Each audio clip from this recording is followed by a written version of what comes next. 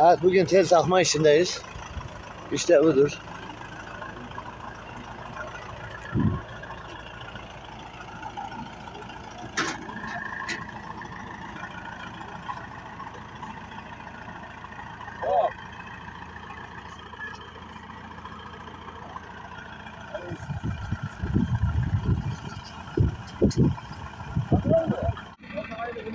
Evet, bugün bakın 21 Eylül Pazar günü tel takma işine gelmişiz. Allah utandırmasın.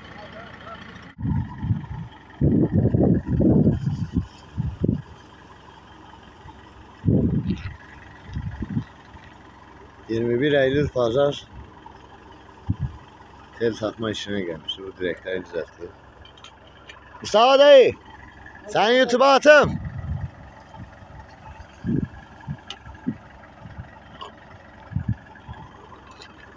Evet dedi. Burada mısır tarlası.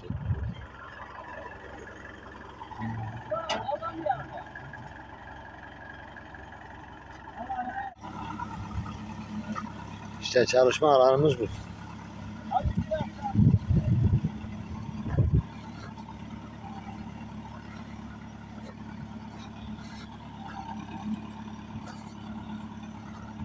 Ben direkleri sabitleyeyim. Bunlar da yukarıdan civata atayım. Maksat kalem gibi düz olsun. Devam. Evet, yaptığımız iş bu. Devam.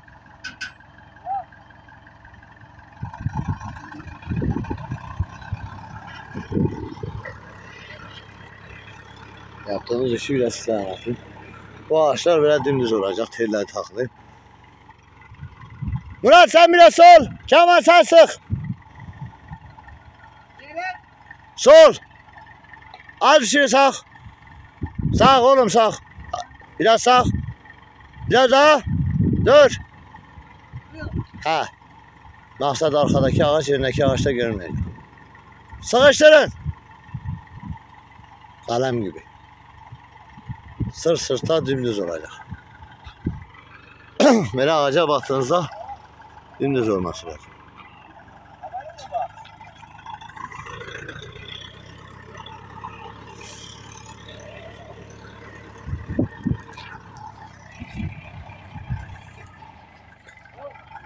Hop! Murat sağa! Kemal sen sık!